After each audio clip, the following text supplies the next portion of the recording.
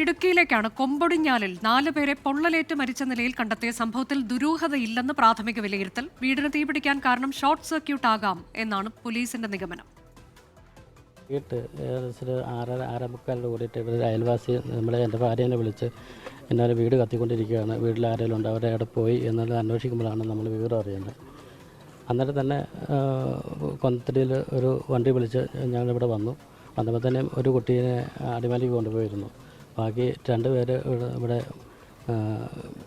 ഒരു കുട്ടിയും അതുതന്നെ എൻ്റെ ഭാര്യയുടെ ആങ്ങളയുടെ വൈഫിൻ്റെ അമ്മയും, ഇത്തരം 3 പേര് ബാക്കിയാണ്. മൊത്തം 4 പേരുണ്ട്.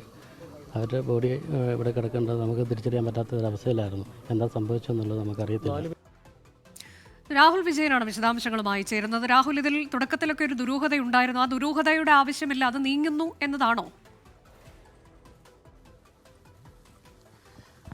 അനുജ, പോലീസിന്റെ ഭാഗത്തു നിന്ന് അങ്ങനെയാണ് നമുക്ക് ലഭിക്കുന്ന വിവരം. ആദ്യഘട്ടത്തിൽ ഇതിൽ ഒരു ദുരൂഹത ഈ നാട്ടുകാരുൾപ്പെടെ ആരോപിച്ചിരുന്നു. പക്ഷേ ഇപ്പോഴങ്ങനെയല്ല. പോലീസിന്റെ ഒരു പ്രാഥമിക പരിശോധന, അതായത് ഫോറൻസിക് സംഘവും അതുപോലെ തന്നെ ഡോഗ് സ്ക്വാഡ് ഉൾപ്പെടെ ഇവിടെ പരിശോധന നടത്തി. അവരുടെ പരിശോധനയിൽ ഈ തീപിടുത്തം ഉണ്ടാകാൻ കാരണം ഷോർട്ട് സർക്യൂട്ട് ആകാമെന്നുള്ളൊരു പ്രാഥമിക നിഗമനമാണ്. അതിലിനി വിശദമായിട്ടുള്ളൊരു പരിശോധന ഇലക്ട്രിക് സെക്ഷൻ വിഭാഗത്തിന്റെ അല്ലെങ്കിൽ അത്തരം വിദഗ്ധരുടെ ഒരു പരിശോധന കൂടി നടത്തേണ്ടതുണ്ട്. എന്തായാലും ഷോർട്ട് സർക്യൂട്ട് എന്ന നിഗമനത്തിൽ അല്ലെങ്കിൽ പ്രാഥമിക നിഗമനത്തിൽ പോലീസ് എത്തിയിട്ടുണ്ട്. മാത്രമല്ല, ഇവർ ഈ മണ്ണെണ്ണ വിളക്ക് ഉപയോഗിച്ചിരുന്ന ആളുകളാണ്. അതുകൊണ്ട് ഈ വയറിങ്ങിന്റെ ഭാഗത്ത് ഈ മണ്ണെണ്ണ വിളക്ക് വെച്ചപ്പോൾ അതിൽ നിന്ന് തീ പടർന്ന് പിടിച്ച് ഷോർട്ട് സർക്യൂട്ട് ഉണ്ടാകാൻ അല്ലെങ്കിൽ ഈ വയറിങ്ങിന് തീ പിടിക്കാൻ ഇടയായിട്ടുണ്ടോ എന്നുള്ള കാര്യം കൂടിയാണ് ഇനി പരിശോധിക്കേണ്ടത്. എന്തായാലും ഇന്നലെ ഈ അഭിനവ് എന്ന് പറയുന്ന 4 വയസ്സുകാരൻ്റെ മൃതദേഹം മാത്രമാണ് അടിമാലി താലൂക്ക് ആശുപത്രിയിലേക്ക് മാറ്റിയത്. ആ കുട്ടി പൊള്ളലേറ്റ് പുറത്ത് കിടക്കുകയായിരുന്നു. അയൽവാസി കണ്ടതിനെ തുടർന്നാണ് ആ കുട്ടീനെ ആശുപത്രിയിലേക്ക് മാറ്റിയത്. പിന്നീട് അകത്തേക്ക് കയറി നോക്കിയപ്പോഴാണ് പൂർണ്ണമായിട്ടും വീട് കത്തി നശിച്ച നിലയിലായിരുന്നു. മാത്രമല്ല, ആ 3 പേരും, അതായത് പൊന്നമ്മ, ശുഭ,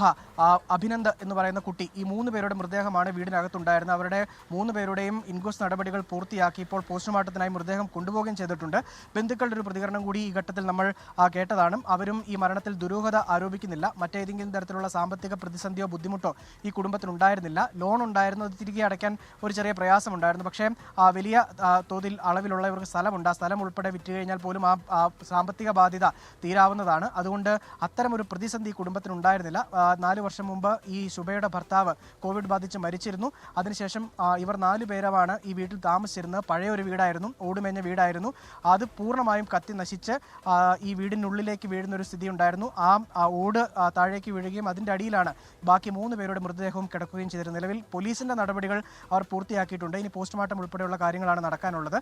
അതിനപ്പുറത്തേക്ക് ഈ ഷോർട്ട് സർക്യൂട്ടിന്റെ കൂടുതൽ വിശദാംശങ്ങൾ കണ്ടെത്തുന്നതിന് വേണ്ടിയുള്ള പരിശോധന നാളെ ഉണ്ടാകുമെന്നുള്ളത് പോലീസ് വ്യക്തമാക്കുകയും ചെയ്തിട്ടുണ്ട്.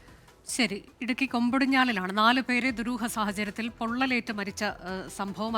അതിൽപ്പോൾ ദുരൂഹതയുടെ ആവശ്യമില്ല എന്ന പ്രാഥമിക വിലയിരുത്തലിലേക്ക് പോലീസ് എത്തുകയാണ്. ഷോർട്ട് സർക്യൂട്ട് ആകാം വീടിന് തീപിടിക്കാൻ കാരണം എന്നതാണ് പോലീസ് പറയുന്നത്. രാഹുൽ വിജയനാണ് വിവരങ്ങൾ നൽകിയത്.